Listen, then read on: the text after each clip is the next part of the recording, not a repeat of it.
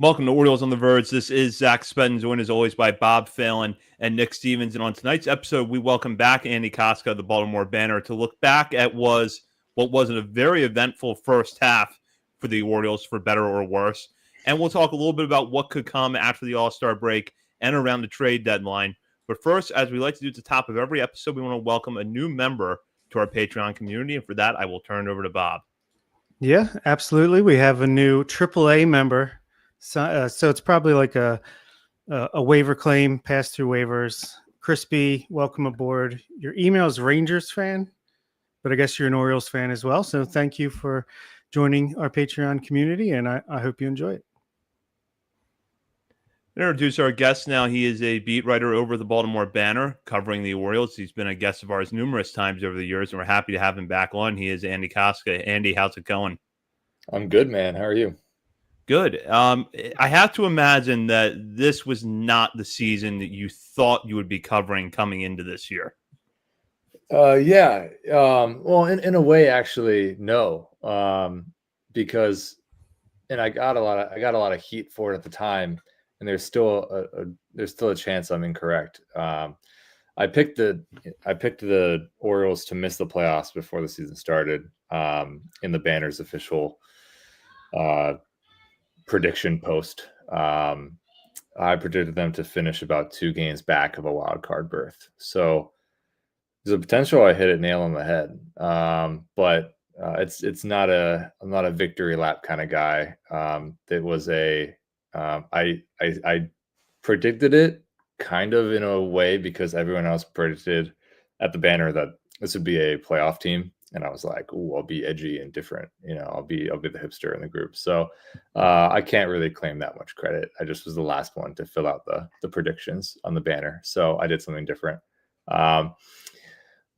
So I suppose yes, it is an unusual season in many ways. I didn't expect on May 17, that Brandon Hyde would be fired. If you had told me that at the end of last season. I'd be like, wow, things really went poorly, and boy, did it. It went poorly pretty quickly. And it's interesting enough is that since then, this team is an above 500 team under Tony Manzolino, and they've actually played pretty good baseball since May 20th or something. They're 21 and 13, I believe. Somebody can fact check me on that. But it's late May that they've been 21 and 13, and so they're playing really good baseball. Really good might be a little strong, but they're playing pretty good baseball. And what's interesting about that is it really is an indictment on how poorly they played for the first month and a half, 2 months. Because if they played good baseball now for over a month, with a record that's 8 games above 500 in the last month, or a little bit over a month. And they're still this many games out of the wild card race, 7.5 back. And I think there are 7 teams between them and that last wild card spot. So it's really goes to show the difficulty in where this team is right now. It was a big hole to climb out of, and they still could, but we'll find out what July 31st brings. Yeah, so I think rock bottom was 18 games under, like a week after Hyde was fired, and then now they're 9 games under 500. So yeah, you're climbing out there. Does that mean that maybe they should have fired Hyde a little bit sooner so that you don't quite get to that, or is that just completely unpredictable? There's no way to know, obviously, but what do you think? It's really hard to know, except there was a right after the season finished, the 2024 season finished. I was talking with someone who is not in the organization but is in the baseball industry. If that is, I'm trying to keep him the name private, but so their opinion somewhat matters, but it's not an organizational voice. This person right after the season ended was saying that he really thought the O's should move on from Brandon Hyde. in the offseason and bring in a new guy that they, this person believed that, and he had a pretty intimate understanding of what was going on in the clubhouse from an outsider's perspective, but an understanding of hearing things. So I would say that it was definitely not unheard of in the baseball industry that maybe time was running out on Brandon Hyde. I was a little surprised that I guess I was less surprised about them firing Brandon Hyde than the Nationals firing Mike Rizzo yesterday. I'll say that, but that's neither here nor there. It was probably a move that needed to be made because of where the team was at that point, and realizing that if you're going to have any chance at a comeback, which was slim chance at the time in May, and now here we are less than a month to the trade deadline, still a pretty slim chance, although it's possible. Weirder things have happened in life. So something had to be done. So I understand the reasoning of moving on from Brandon Hyde. It was a wake-up call for the clubhouse. And I think Tony Manzolino has done a good job under the circumstances of a little bit of eyes wide open and it's like a fire hose of information that he's having to deal with. But he's really focused on some of the right things. And part of that is aggressive base running and focusing on moving a runner over and kind of the little things that a minor league manager would preach. And at heart, that's what he is. He's a minor league manager who made the jump to a third base coach with the idea that maybe someday he would be a major league manager. Someday became in a capacity he didn't expect. But he's showing he's kind of preaching the minor league fundamental aspect of baseball. Doesn't always show up perfectly. I can name like 4 misplays at the plate in the last 2 weeks that you're like, just catch the ball or throw it somewhere near the plate. So it's not a silver bullet by any means, but it's definitely a better brand of baseball than we've seen. Yeah, obviously from an outsider's perspective, it seemed like the energy was a little bit different before and after. But again, that's could have been from getting healthy, just from starting to win, maybe changes things. But when Michael Elias announced the firing, his tone was kind of like, it made it seem like maybe it was an ownership decision. Maybe if it was up to him, Hyde would have stayed on. And I get that they came in together, obviously had a close relationship. What's your take on that? He was very coy, Mike Elias, and whether it was a ownership decision, a him decision. I asked him twice, point blank, was it ownership or you? And both times, he said that it was ownership was involved in the decision, which to me is it's hard to really get a read. I don't want to necessarily make a sweeping claim when I don't necessarily know. I'll admit it, but it's at the very least ownership was involved in the decision. Whether that meant Elias went to them and said, "Hey, a change needs to be made," and they said execute it, or if they went to Elias and said something's got to be done, and he decided, okay, this is what has to be done. I'm not sure the intricacies of that dialogue.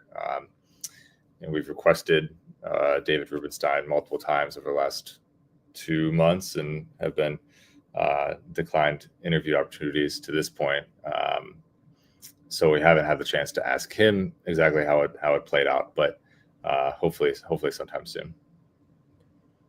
Right on the heels of Hyde's firing, you wrote an article that probably had, from what I saw, the most in-depth account of what was going on in the Orioles clubhouse in the weeks leading up to his dismissal. Mm-hmm. Can you kind of walk our listeners through that a little bit and what your takeaways were from that report? Yeah. I spoke with multiple players who were, granted anonymity to speak freely on, clubhouse atmosphere and kind of what the last week of his tenure was like. So There were multiple team meetings. It painted I think that one of the bigger storylines, I don't know if you can call a storyline when it's just Twitter perspective, but for better or for worse, something that had gained traction on Twitter was that, Brandon Hyde wasn't pushing this team, wasn't holding them to the fire a little bit, I guess is what you could summarize it as. Basically, in some of those team meetings in Anaheim, particularly, Brandon Hyde insinuated, is using the word, that one person said, that the league had begun to think the Orioles were soft, that they could not stand up to the pressure of being expected to win, expected to be a really good team, and then struggle, falling behind early in games and not being able to fight back, things of that nature, which was so different than the 2023 version, which is kind of interesting. I don't know exactly what changed. Maybe nothing, and just was injuries and things like that.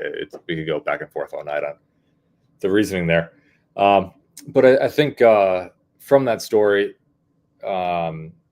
it showed that, Brandon Hyde was trying to light a fire under this group. And maybe he realized that time was running short, or that pressure was mounting, because that was the most outspoken he had been in from at least what I've heard, kind of chewing his players out, in Anaheim. And then there was there was a players only meeting the Friday night right before he was fired. I believe that was May 16. They lose to the Washington Nationals.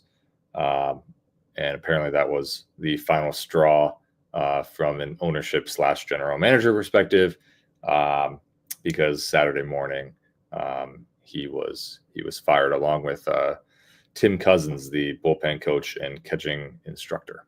So I don't know if that answered exactly the question. Happy to, if there's anything else I should bring up from that, happy to, if you jog my memory, that'd be great. I wrote it like 2 months ago. I kind of forget, I'll be honest. That covers it. And Okay. just looking at what you've seen from this team in the last few weeks, you touched on what Tony Manzolino has brought to the table as a manager, which is more of that emphasis and fundamentals. And while that doesn't always come across in their play necessarily, they have played better. Do you think that a lot of that just owes to the team simply getting healthy, or is there a bigger change going on that has led to them being successful? Yeah, it's twofold. I think the first one is the team is healthier. I guess you could say they're healthier because as we sit at this exact moment, they don't have Adley Rutschman, and they don't have Gary Sanchez, and they don't have Maverick Hanley. Imagine I'll say his name third. If we thought that in the winter, we'd be like, what the heck's going on? Zach Eflin's on the injured list. So I say healthy. Maybe it's not entirely true. They're still dealing with plenty of injuries. It's just been a variety of injuries. Colton Cowser missed 2 months, and Jordan Westberg missed a lot of time, and Ryan Mountcastle is still absent. Tyler O'Neill just returned from a lengthy absence. So it's a revolving door of health. Maybe, for the last month, some key players were on the diamond at the same time together, which helped. But I think, I wrote last week a story about the most noticeable difference under Tony Manzolino has been how aggressive the base running has been. And you just look at it under Brandon Hyde. I remember in the spring, the big storyline in spring was, hey, we're gonna get running, we're gonna steal a lot of bases, we're gonna get moving. It was a really bad base running team through May 16. Their I don't know what you'd call it. They're like base running grade or whatever that Fangraphs gives teams was a negative 2.8 for the first month and a half of the season, which is very much below average. Was one of the worst in baseball. And their steals, they were tied for 25th in steals in the first 40 some games of the year. Now in the month and whatever we are, almost 2 months at this point, month and a half, a little bit more than a month and a half under Tony Manzolino. This has been one of the best base running teams, but based on that Fangraphs grade. fifth in baseball, I believe, is their positive 1.8 or thereabout. Last time I checked last week, and they have more stolen bases. They're near the top in the league in stolen bases in this time frame. So I think that's maybe the most noticeable thing. And I was talking to Jackson Holliday about this, and he said that one of the first things Tony Manzolino told them all was he's taking the brakes off and basically wants everyone to be as aggressive as possible on the bases, and wants to force the opponent to make a play, because a lot of times, and these are major leaguers, they can make plays, but if it's a bang bang play, you don't know what happens. We've seen bang bang plays go against the O's plenty so far this year, because teams don't make the play that you'd expect a major leaguer to make. So he has really advised Anthony Sanders at first base to send guys all the time. He lets Buck Britton send guys, aggressive sends from third base. And we've seen a lot of those work out really well. Not always, maybe if they were out, we would say like, ooh, I don't think that's a good send. But they are pushing the issue, because something Jackson Holliday said, actually, that didn't make the story, but he mentioned how they were talking about how, if there's say there's 2 outs and somebody, it's a single right at the left fielder, one hops to the left fielder, guy on second. They're willing to send a guy home, because the chances in Major League Baseball with 2 outs to have consecutive singles is really low. So to score that guy from third, runners in the corners, whatever, with 2 outs, to score the guy from third then with a single, it's not great odds. So they're just maximizing their odds of scoring runs by pressing the issue. And, I've realized that there's going to be a certain point where somebody's going to be thrown out in a big situation, and we're all going to talk about how he's too aggressive. But I would personally, just as a person who likes to watch baseball, man, it's fun to see people just running everywhere. It's good stuff. And you think about it, if your team is pushing the issue on the base pass, if you're creating havoc on the base pass, pitchers naturally are going to throw more fastballs, because they want to help their catchers, number one, help their timing to the plate. Number two, help their catchers. If you're throwing off-speed junk in the dirt, you don't have any chance to throw out a runner at second. You're going to see more fastballs. That's only going to help the batters. This team has historically done well against fastballs, like most teams. It's not a trivia. I mean, most teams do well against fastballs, unless you're like the against the Brewers. That kid that just got caught up by the Brewers, he's crazy, whatever his name is. He is his fastball, no one's hidden. But yeah, I'd like to see the aggressiveness. I mean, why not? It's been fun to watch, and until he feels, and he being Tony Manzolino, until he feels the need to kind of rein somebody back in, he's not going to. And so that's been the biggest change. In my roundabout answer, that's been the biggest change. I like it. I would say if the kids in Aberdeen could hit a little bit more, you'd really love watching Aberdeen. And these guys, they don't get on base very often, but they're stealing 30, 40 bags already this year. That's awesome. Let's talk about the pitching, and you talk about like that, are we actually getting healthier thing? You see Keegan Aiken go on the IL here recently, Povich with the hip. You mentioned Eflin back on the IL. It seems like injuries starting to pile up once again. Tomoyuki Sagano kind of struggling his last couple of outings, but the big bright spot, I think, to a lot of people's shock, has been Trevor Rogers. He's been fantastic. Like 2 outs away, I think, from 4 or 5 quality starts already, and just 6 starts, something like that. Is this breakout? Is this for real? Are we fully buying into the Trevor Rogers resurgence now? Did maybe everybody that rushed to say it was a terrible trade maybe eat their words a little bit so far? Well, we'll find out. I think trades are so. I will answer this in multiple ways. I'm really sorry. So I promise I will answer about Trevor Rogers in a second, but I'm going to first talk about trades and judging trades, because I have 2 thoughts here, and these 2 thoughts are a little bit contradictory in a way, but I want to try to enunciate it in a way that hopefully listeners understand. Basically, The trade for Trevor Rogers can be looked at as both good and bad, and it depends on what lens you take. So if you take it as in 2024, Mike Elias was trying to bolster a starting rotation and help this team win in the playoffs, if that is the lens you look through, and the point was, number one, you're getting a guy that has multiple years of control, but really you're trying to bolster the 2024 team. It was a complete abject disaster, especially when Connor Norby could have been incredibly important for that team because of the infield injuries. So if you look at through that lens, I don't really care what everything else brings. It's an abject disaster. If you look at it from a longer term point of view, in which case 6 starts this year don't necessarily tell the story. We would have to judge this in 10 years, maybe. Look down the line. If you look in 10 years and say, oh, Trevor Rogers, from 2025 onward, for the 3 years he was in Baltimore, had a 3.30 ERA.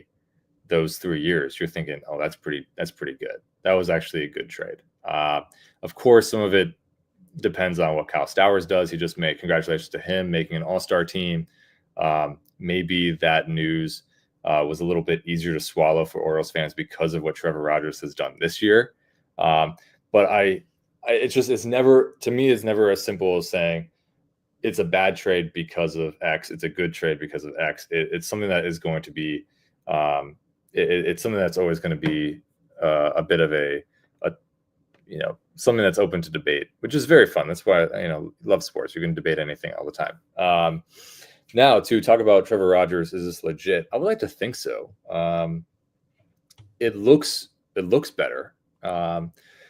I was looking at his arm slot data, and his arm slot is closer to what it was in 21, which obviously was a good year for him.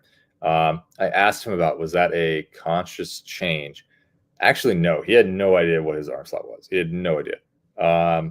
What he said about that was that his lower half is actually moving more efficiently, and his drive leg and everything feels stronger. His base is better, which is allowing his upper half to move in a more complementary way.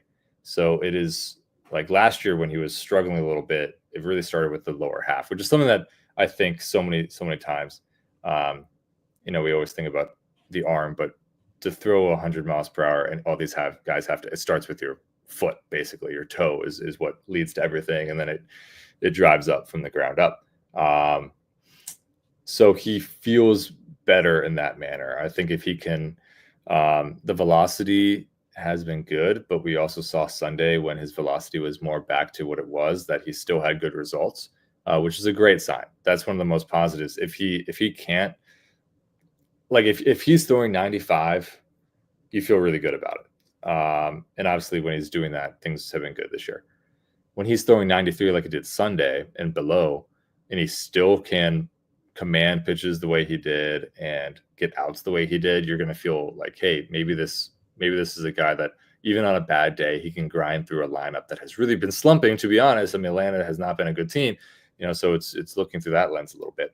But I do think this is more of what he can be. I don't think he is going to finish the year with a 1 ERA. So we can assume there's going to be a blow-up outing at some point. But overall, I think it's going to be pretty good. I would like to shout John Mioli for the Banner wrote a great article kind of about the attack plan that Baltimore had when they sent him back down to AAA. It was really detailed. Jay Calvin Meyer from the Baltimore Sun also wrote a Trevor Rogers story that if people have not read either of those, I highly recommend whichever one you have subscription for, or both. Do whatever you need. But both are very good articles, and they seem to hint that this is more than just a flash in the pan. Yeah, from my outside perspective, it seems like confidence is up because velocity is up. He's got a new sweepier slider, which seems to be devastating to lefties. And then I think when your confidence is up, you feel better about throwing it in and around the zone, and it kind of just builds up from there. But yeah, obviously he's not going to keep up this exact performance, but got to feel good about him at least being around for next year in the middle to back end of a rotation. Yeah, and I would agree. I mean, this is not your ace, and you cannot go into 2026 thinking our rotation is going to be Grayson Rodriguez, Trevor Rogers, Kyle Bradish, and we're going to win a World Series. You just can't do that. Like, it's not possible. You're going to have to go get somebody. If that person is an extension for Eflin, which based on the last month and a half, I'm not sure you necessarily feel that way compared to how you did maybe the first month of the season. I would say, at best a number 3, preferably back end guy, which is totally fine. I mean, you need somebody, you need people like that are consistent. I mean, look at Dean Kramer, what he's been for basically his entire career in Baltimore has been a 4 or 5.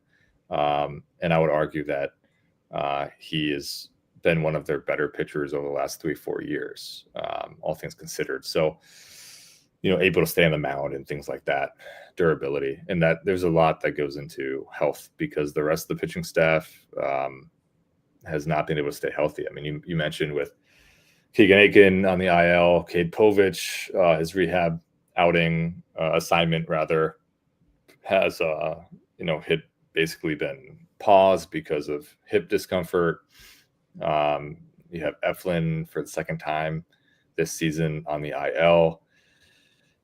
It's not rosy. And Sugano, I think this start on Wednesday, he starts against the Mets. It's an incredibly important start. It's his last one before the end of the first half. And he's the league has both maybe figured him out a little bit. And at the same time, his command has just been really off. I think if he got back to better command, especially with his off-speed pitches, maybe he'd find more success. But it's a big start for him on Wednesday because it's been a tough month plus for him at this point.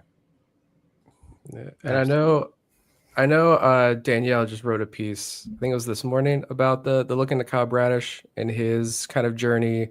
We've gotten the recent updates too on Grayson. What's the latest with Tyler Wells though? Talking about those 3 guys coming back soon. I've probably missed that, but what do we know about Wells and his recovery right now?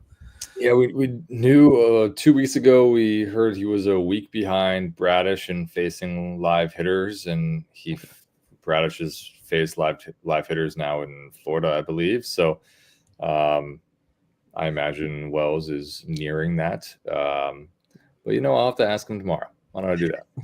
I'll do that. Yeah, I don't know the exact answer. I'll do that tomorrow. Yeah.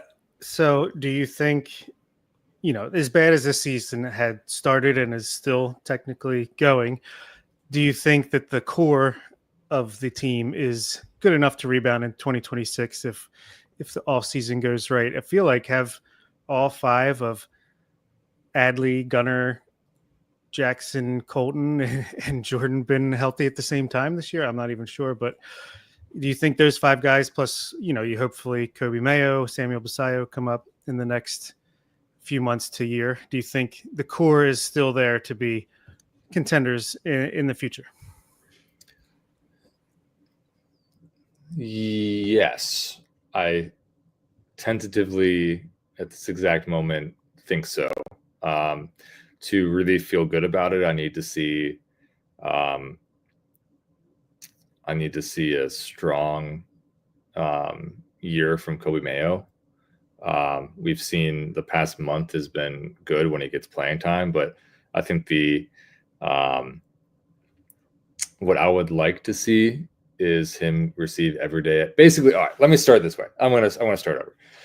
I think the trade deadline at this point, it would be prudent for Mike Elias to sell certain pieces, but this is not a rip down and begin over. He knows that this is a team that can compete for 2026. At least they want to believe that. What that means is I would imagine Ryan O'Hearn is your most coveted piece to trade. He's on an expiring contract. Doesn't mean you can't sign him back this offseason. That's always an option. But definitely I would assume you'd want to trade him. And you could trade Ramon Laureano. I know he has a club option, but that only increases his value. I'm looking at a team like Philadelphia that needs a right-handed outfielder.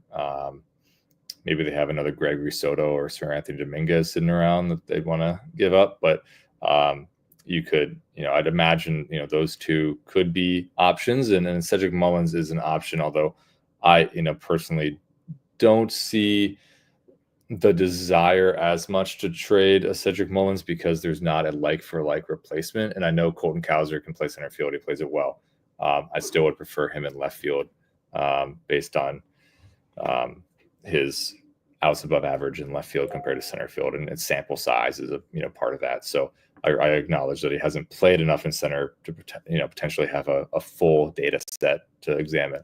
But they're Bradfield, Honeycutt, they're not anywhere near ready at this point to take over center field this year, let alone probably next year. I don't think even Bradfield would be ready for next year. So I would personally probably vote, if I was in that front office, to try to extend Mullins in a short-term capacity. The bigger question is, would Mullins want a short-term extension? That is the big thing. So if you realize he doesn't, maybe a trade makes more sense. Needless to say, assuming that we're going to, for the sake of my argument here, we're going to assume that Ramon Laureano and Ryan O'Hearn are out the door. I don't necessarily think that is a terrible outcome. It doesn't even preclude this team from still attempting to get a wild card spot this year, because you have two guys in AAA who are probably deserving of an opportunity to show if they can be parts of the 2026 roster, Dylan Beavers and Samuel Basallo. I would argue that Beavers is the more ready player than Basallo at this exact moment, without any doubt in my mind. He is, just because of Basallo's, there's questions so far about his game calling ability and working with a pitching staff. He's only 20. This is catchers. That's a hard position to get a hold of. If you bring him up though, in August 1st, after if O'Hearn is traded, again, this is all just BS conjecture on my part. But if you brought him up and you had him maybe 1 or 2 games a week behind the dish, some DH, some first base, I think that's a good way to get his bat into the lineup. And the bat seems ready to make the jump, even if there's some questions about the defense. Beavers, I think, could really play a lot in the outfield, and the guy's getting on base at an incredibly high level. So I would like to see if he could. He's going to struggle. Everyone is going to struggle when they first come up to major leagues. We've seen it for almost every prospect. Just the difference in pitching is, I think, especially in the last couple of years, has the gap has widened between AAA and major leagues. Probably because, now I'm just getting off topic. I'm sorry. I think the gap is widened, number one, because there are fewer minor league spots, and there's probably more focus on prospects than like quad A guys in systems. So there's fewer quad A pitchers in AAA. Not to mention the pitching injuries. Pitching injuries. That's a third. I didn't even mention that one. That's a good one. I was going to say analytics. Teams have analytics at the minor league level that they are more willing, maybe not the Orioles, but some teams are more willing to rapidly elevate a pitcher because they see that analytically they think they can play at the major league level.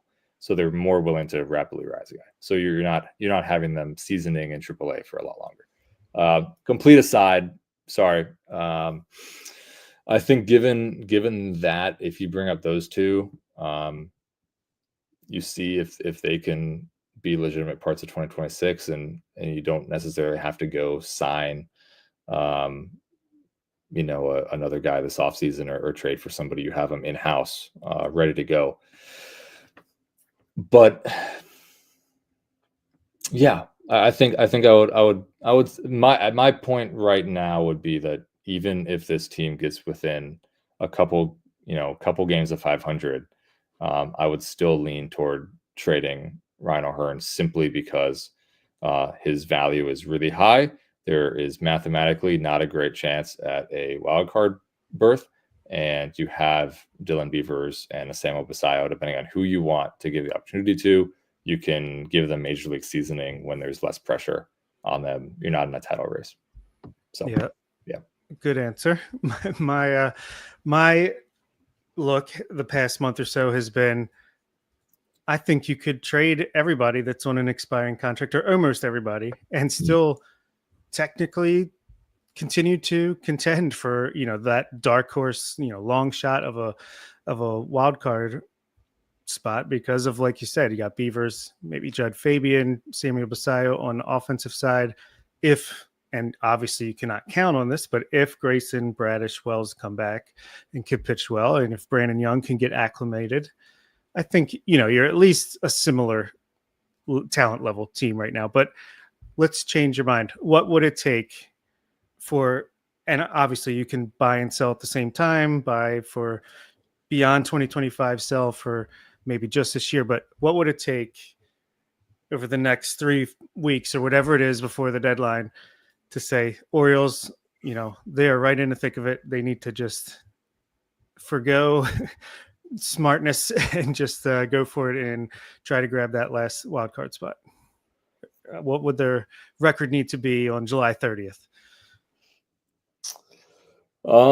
I care less about the record, and I care more about games back in wild card and how many teams are between them and that third wild card spot. So if I'm allowed to change the parameters, if you'll indulge me, I'll do that. I would say you would have to be 3 games back with fewer than 3 teams, between you and a wild card, because that means you have 2 months for a sprint to the postseason. You have to make up 3 games, and you're assuming that those other teams are not rolling over. This is those teams are going to be in the same spot, probably buying at the deadline, potentially going on great runs themselves. So it still would be no guarantee, but at least 3 games. You have to gain 1.5 games of ground over 2 months. I think you could do that.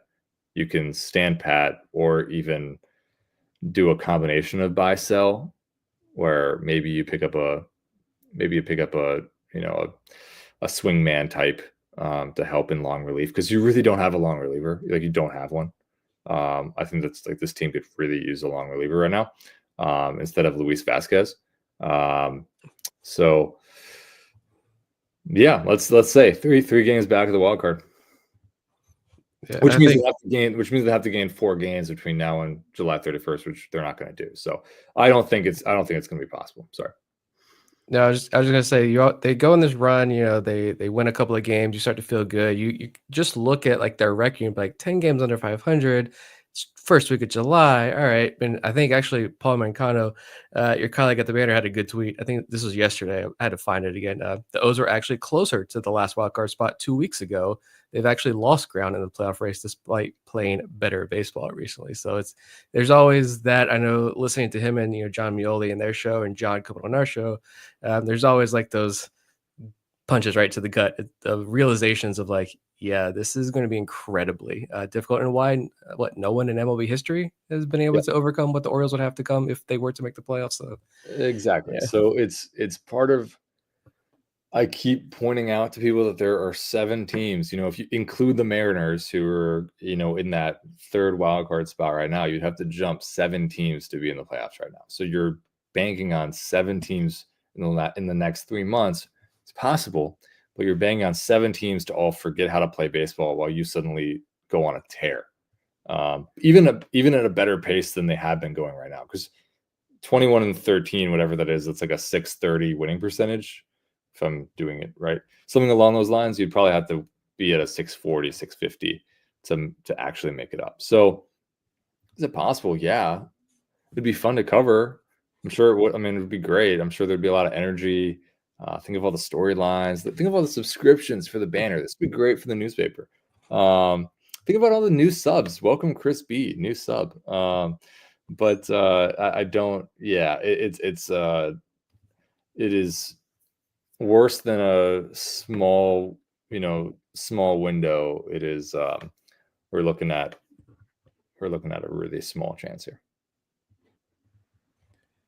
And with that, now we will go into our final segment of the show. Last call brought to you by Checker Spot Brewing. Located at 1421 Ridgely Street, Checker Spot is not far from Oriole Park at Kingdom Yards, making it the perfect place for a pre- or post-game drink. And when you're at the ballpark this year, be sure to check out the beer stand behind home plate for one of Checker Spot's signature beers, The Bird is the Word.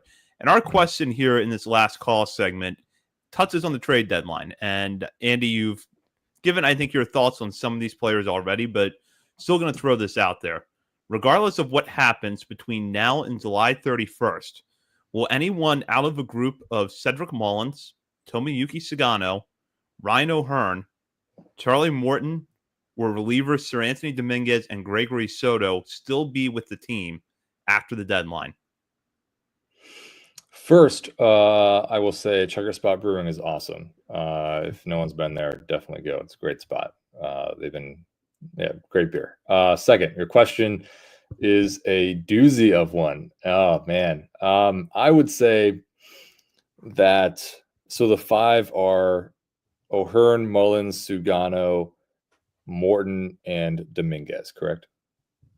Correct. Plus And Soto. Gregory Soto, too. And Gregory Soto. Okay, and Gregory Soto. So six. Yeah, I think there will be two of those guys at least still on the roster.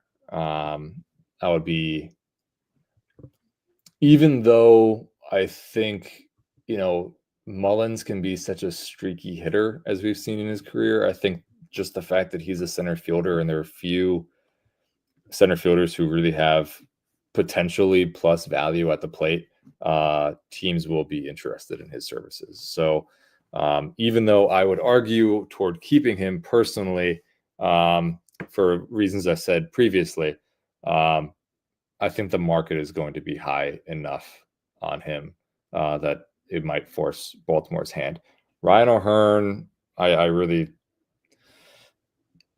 I imagine that the market on him is going to be so great that you can get a lot of value back. He's definitely the most coveted player on the Orioles right now that's not named Sir Anthony Dominguez, because I think Dominguez might actually be the most coveted at this moment. That splitter is nasty. So I definitely, yeah. So Dominguez could be gone. Gregory Soto's had a pretty good year as well, and he's a lefty reliever, which always helps value. Guys need lefties, so he could be gone. Charlie Morton, I think, stays because they need someone to pitch these innings. You need somebody. I think unless Contreras, baby. yeah, he could. Chase McDermott as well. He's healthy again, I believe. I believe he is. I think unless Baltimore was willing to pay the remainder of Morton's contract, I don't think as many teams would be as excited to pick up, his deal, even though that it's only a fraction of the $15 million. Based on what if he turns into a pumpkin again, and it just this doesn't go well compared to the last month and a half that he's been. Honestly, the last month and a half he's been really good, super good, better than almost ever. Maybe I'll talk myself into it because it's not that much money. No, I'm gonna stick with it. I'm sticking with it. Charlie Morton's still on the team. And then what was the last one? Sugano. Sugano stays on the team because his value is tanked. So, yeah, I personally think Sugano's the only one that has a chance of staying, and because he gets you eyeballs in Japan, and that's a market you're still trying to grow, even if he's not been performing as well. So yeah, I think Sugano's the only one that's still here. That's fair. I find it so funny, and this is I'm just riffing, so I apologize, but I find it so fascinating that if you would ask me the same question a month and a half ago, I would have said Zach Eflin's gone, Sugano is gone. Morton, nobody is going to want Charlie Morton. And here we are on July 7th talking about Charlie Morton being lights out, Eflin being on the injury list for a second time, Sugano not pitching to the standard he had for the first 12 starts of his career, or whatever the number, about that. It's funny how baseball can. I mean, it's such a. And maybe this is partly just my fault. Baseball is both such a marathon, yet it is also a sprint at the same time. You have to sprint the marathon, and based on that, I'm taking 5 starts in a row from Sugano as not being great and saying, oh, his value's gone. And it's like, it's only 5 starts. Like if you look at the 18 or 17 starts he's had, it's like he's been good. I think the worry is that the long ball, he has 19 long balls against him in 17 starts. That's a worry. Yeah, but it's all about form at the deadline. You feel like, it's all about form. And so it's kind of a funny thing that baseball can, you constantly are telling yourself, like, don't think about streaks and who's hot, because it can flip in a second. Yet at the trade deadline, a lot of times it comes down to that. It's true. So I'm just throwing that in the wind, and hopefully somebody understands it. Dude, even game to game, I have stopped. I don't want to talk about a pitcher performance. I don't want to tweet about it. I don't want to post on any social media about a pitcher performance, because as soon as you do, you feel good. He's given up 3 home runs and 6 earned runs within 5 minutes. So that's why whenever I have a pitcher story, I'm like, I need to post this before he next pitches, because this could all blow. Like I remember I was writing this story about Brian Baker, who, shout out Brian Baker, has been sneakily one of the better relievers in baseball this year. Maybe a trade chip. Maybe a trade chip, although he still has team control. Sure. But maybe a trade chip. In spring training, I'm sorry, I'm wasting your time. You can. No. This is gold.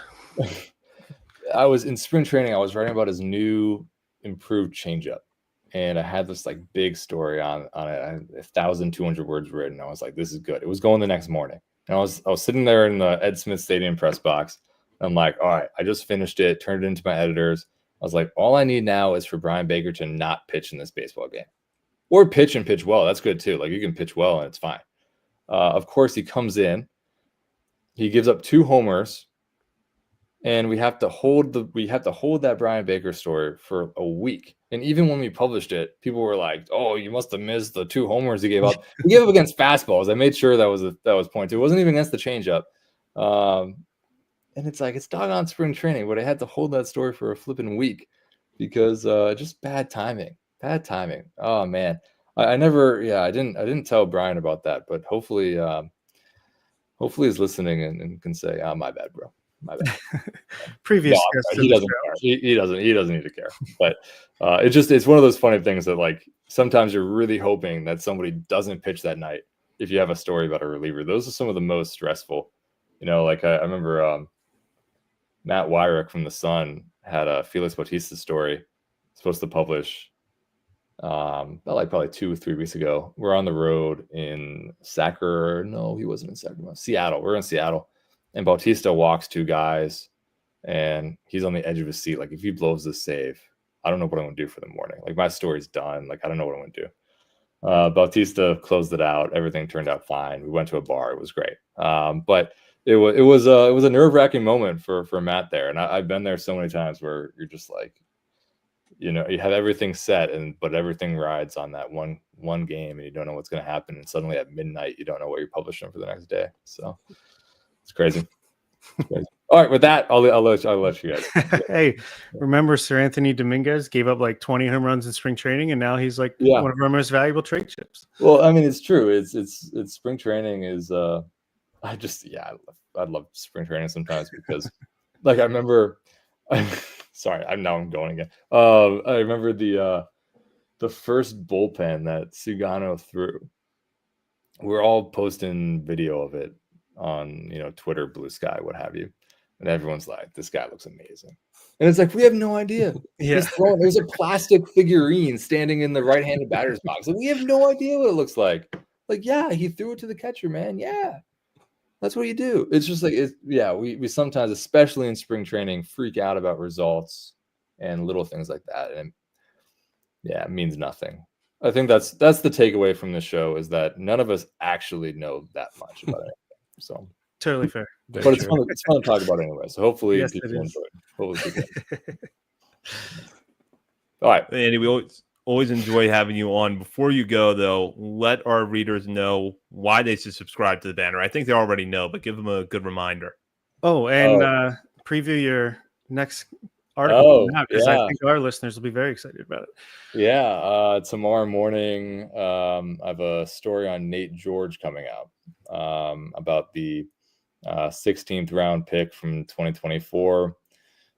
He is playing and looking like a first rounder, which is big praise, but Colin Woody from Delmarva said it, not me. So I'll quote him on that. And I think he's of course hyping up his guy, but he has a point. I mean, this 19-year-old outfielder is incredibly fast, but is also showing gap to gap power.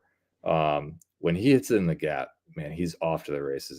He has 4 triples already in 20 games at the low A level. He has 13 stolen bases in 20 games. He said one of the things he wants to work on is his base running, and I was just thinking like, oh, okay, that's interesting. He's stealing a lot of bases already, but yeah, it's kind of about how the heck Baltimore found him, how he was undiscovered, and how he's has a little bit of a chip on his shoulder about the 16th round thing, but is handling it super well, and is basically not letting himself be defined by the fact he was a 16th rounder. So it would mean a lot if you guys read it. That'd be great. Anyway, you can follow me on Twitter at AF Kostka. Good luck spelling that. And then Blue Sky, I think it's the same handle. I'm more active on Blue Sky at this moment, but you never know. I might switch back over. Or subscribe to the banner. You can also do that. That's great. Yeah, I do that. It's worth it. I hope it's good. It is. That's good. That's good. Well, thank you, man. Okay. And we really enjoy the coverage from you and the team over there. So it's but Andy, thanks for coming on. Yeah, sounds good, guys. I appreciate it. I will actually leave this time. All right. Catch you. Bye. Thanks, man. Good stuff.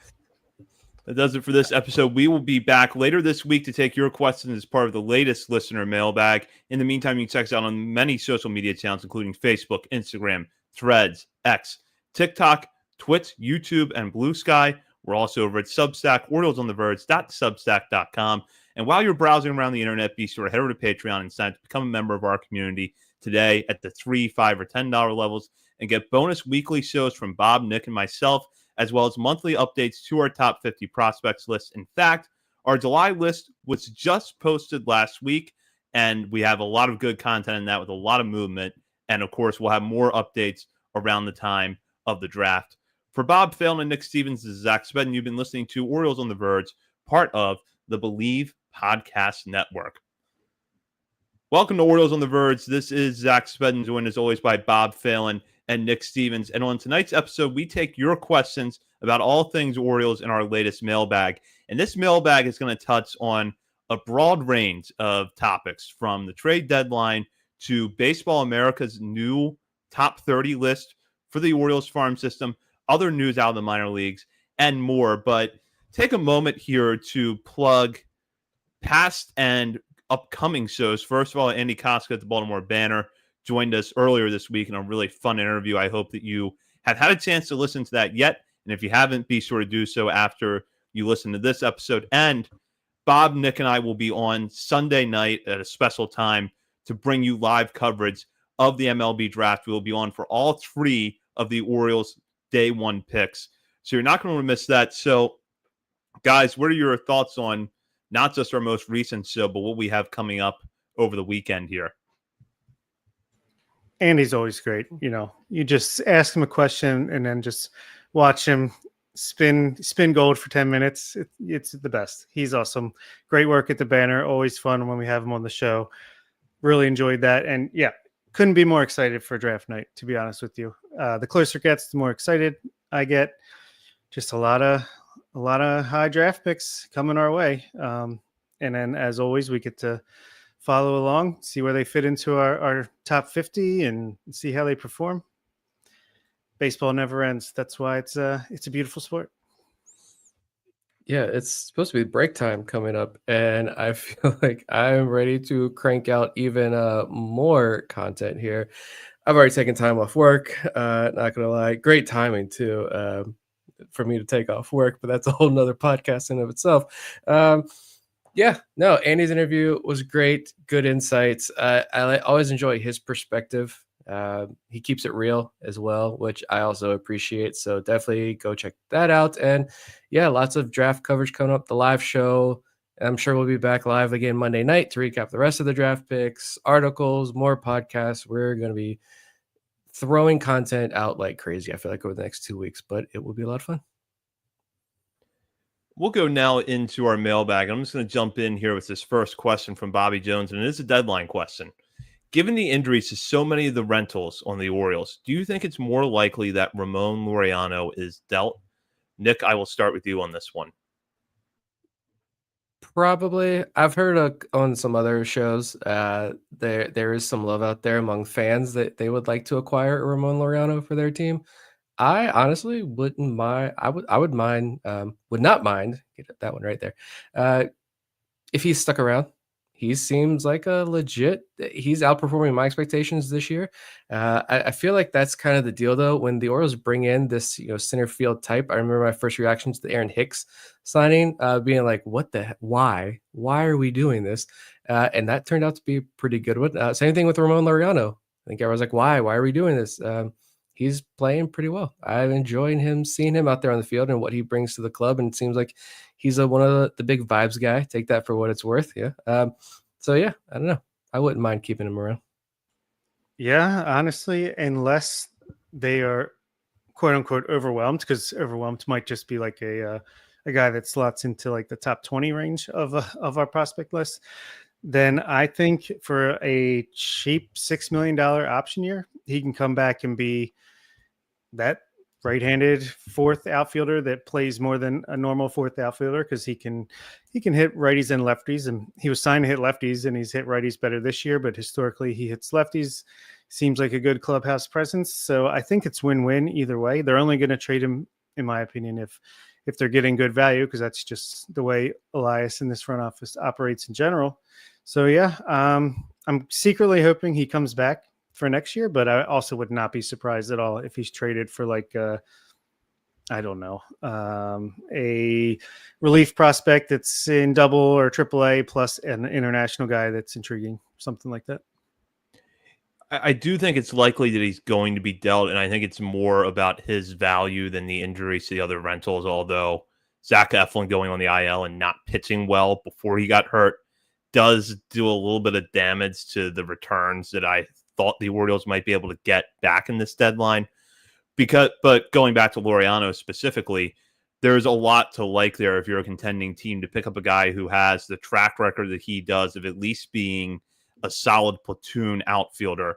And this year, he's not only hitting well, but he's hitting well against right-handers, which is not the job he was brought in to do. Nevertheless, he's done it very well for the Orioles. So I do agree with you guys, though, that if he's not traded, I won't be upset because there's a very affordable option for next year. And you could have, looking ahead, you could have him and Dylan Beavers on the same roster. He doesn't have to take away at bats from Beavers because Beavers hits from the left side of the plate. He's a little bit younger. There's more development opportunities you're going to want to make for him. So, yeah, that would be the logical move if you trade Laureano. But I think that to bring up Beavers, but I think you could fit both on the roster. Yeah, I just like having him there too while we see if Dylan Beavers can cut it at the major league level, if Judd Fabian can cut it at the major league level. So, yeah. Next question from Vivek here says, what are your realistic predictions now in terms of the final record for this season with 73 games remaining? Let's start with Zach on this one. Where I have kind of resigned myself to this season going, and it's not an outcome if you had told me back in March or early April that if this was going to happen, I would have been happy. But now, living in the reality that we live in, I would be happy with this. I think they'll finish somewhere around 77 to 80 wins. And we'll look back at the year and we'll think to ourselves, if they just had not dug themselves such a big hole over the first 2 months of the season, they could have gotten in as a third wild card, and they were playing their best baseball over the last 2 months of the year. Everybody was healthy. They might have been able to make a run in the playoffs. And it's unfortunate we didn't get to see that because the first 2 months put them in a hole that they couldn't get out of. And I actually don't think the deadline is going to change that much because the players, in my mind, the players are going to be moved. You can offset their departures by whatever returns you get from them. If there's anybody major league ready, let's say that, yes, you deal Ryan O'Hearn, but on the flip side, you create more at bats for Kobe Mayo and you get a productive 2 months out of him. That's not going to change. It's not going to change a whole lot from what would have happened if you had held on to O'Hearn. So I don't think the deadline is going to affect it that much. I think it's just players getting healthy and starting to perform closer to what we know they can do. Yeah, completely agree with the second part of your answer there, and if not the exact record, but yeah, the basic idea that, and not only just get healthy and get back to playing the way they have, just these are young players that are still developing. They can still get better as the year and the years go on. So get Basayo up at the end of the year, but I'm going to say 80 and 82. It would be cleaner if they could fight all the way back to get to 500. And I think maybe they do late in the season, but then eventually they end up 80 and 82. And I think you got to call that a win with the way the season started and 18 games, 500, and just the momentum being built. I think I'd be not happy about it, but content that they at least had a respectable record at the end of the day. You're just looking for small wins at this point. That could hopefully lead to bigger wins in the near immediate future. I'm gonna say somewhere around 75 wins, probably in total. But more importantly, like I want to see once we get later to the year, of course, these younger guys, Kobe Mayo is going to be around, I would think. Gunnar, Westberg, hopefully both healthy in the same lineup together, with Cowser healthy in the lineup together. But specifically like Kobe, Jackson Holiday, even Cowser and Westberg to an extent, even though I feel like these guys have really cemented themselves. But I want to see this young core step up in like a key series where they may be mathematically eliminated from the playoffs, but they're going up against, I don't have the schedule in front of me to give a specific example, but they're going up against a playoff team who needs to win this series against Baltimore. Every article, every podcast from their side of the fan base is saying you have to take 2 out of 3 or like we're done. We're not making the playoffs. And I want to see this young team step up. Brandon Young on the mound. I want to see those young guys step up and take that series from them. Play the Slayer at the end of the year. And specifically, though, not have Charlie Morton throw a 7-inning masterclass in September. I don't care about that. I want to see the young guys specifically step up. So record is what it is, but I want to see key moments like that to give us some optimism as we head into 2026. There's 3 opportunities in late September where that would be very sweet. Home series against the Yankees, September 18th through the 21st. The final home series of the season against the Rays, the 23rd through the 25th, and then up in Yankee Stadium for the final weekend, the 26th through the 28th. Let's go. Nailed it. Perfect answer there. That would be beautiful poetry in motion. I'll go to a question now from EJ, who says, how many of the June OTV top 50 will make their debut in the second half? Over under 4.5. Nick? I think the correct line should be 2.5 personally, and I'm still going to take the under on that. And I think it'd be Beavers and Basayo.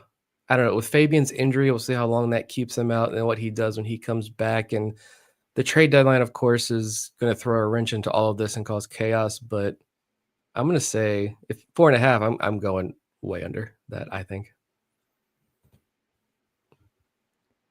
There's a part of me that wants to go bold and take the over with the 2 players that Nick just mentioned, Beavers and Basayo, and then throw in Keegan Gillis, Cameron Weston, and maybe one other arm to that mix.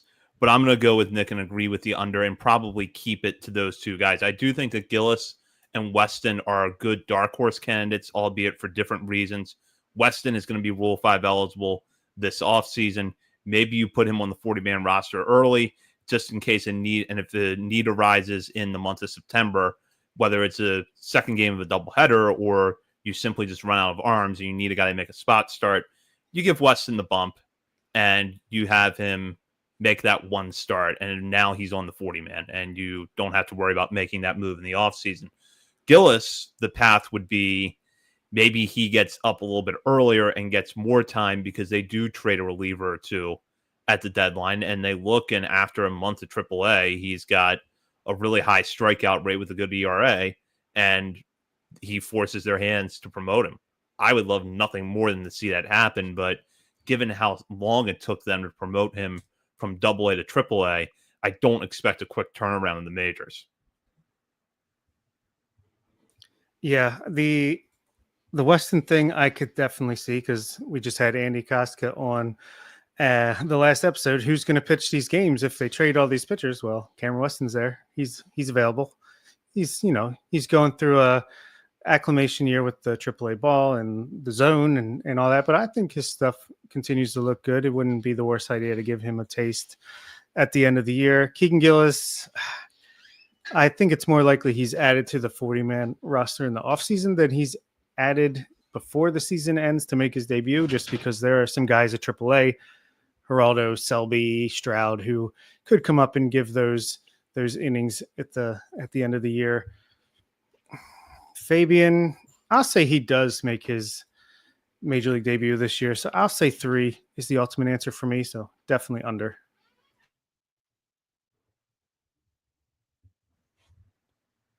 Go now to this question from Bobby Jones. Biggest free agent desire this offseason, both dream pick, Kyle Tucker, and more realistic. Let's start with Nick on this one. I was gonna say it's the first week of July. Why are we thinking about the off season? But given the way the season is folded out, fair. I just want, I don't know. I would pull up the list here and see, and it's not the most thrilling list, I think. Of course, everybody's gonna want Kyle Tucker. That's kind of the gimme answer. I want Framber Valdez. I wanted to trade for him so badly in the offseason. Now, of course, you're not trading for him. But if he's going to be a free agent in the offseason, I would love Framber in this rotation. I was really big on the Zach Gallen trade idea as well, but it seems like I really enjoy watching Arizona games for that West Coast late night, not ready to go to bed baseball fix. And Gallen's like, if he starts out well, it seems like by the time you look at the end of his outing, box score doesn't look too good. Or he starts out just first inning, he's clearly done giving up 3-4 runs. So I think I'm out on Zach Gallen. So if I'm looking at these pitchers, Dylan Cease is a weird one based on the year he's having in San Diego. Give me Framber. Give me that connection he already has with the last. It just seems like it makes too much sense. Yeah, I think if they signed Framber Valdez, which I think is a legitimate, I think the Orioles should be the favorites to get Framber. Mike Elias loves his former Astros. It's like it just lines up perfectly. He's a little bit older than a bunch of the other guys that are hitting the market, so maybe the cost in years could be a little bit less, which we've seen with the Burns offer, that he's willing to go more in money versus others, but less in years. So could be the perfect fit for Framber Valdez. Yeah, would I love to see Kyle Tucker, the other former Astro connection? Yeah, that'd be amazing. But I think they're going to save that money for trying to keep Gunnar Henderson and guys like that around in Baltimore. So I think that's a pipe dream. Plus, we have our own Kyle Tucker at home with Dylan Beavers. And yeah, I think Framber Valdez, Ranger Suarez would be, you sign one of those two lefties for the middle to top of your rotation, and then you trade for another pitcher, whether it's Sandy Alcantara, obviously the big name, but he still has a 7 ERA on the season, or maybe like Cabrera for another pitcher from the Marlins who seems to have figured it out. Either way, you sign one of the lefties there and you trade for a pitcher. That's my dream offseason.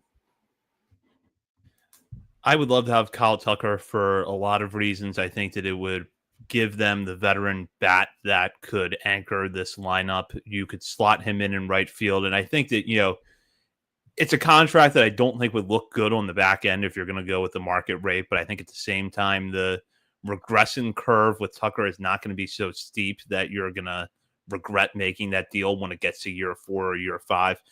Framber, Valdez, or Ranger Suarez would both be good fits for this team. One other option I would throw out there, if they do trade him at the deadline, I wouldn't mind seeing them bring Ryan O'Hearn back into the fold.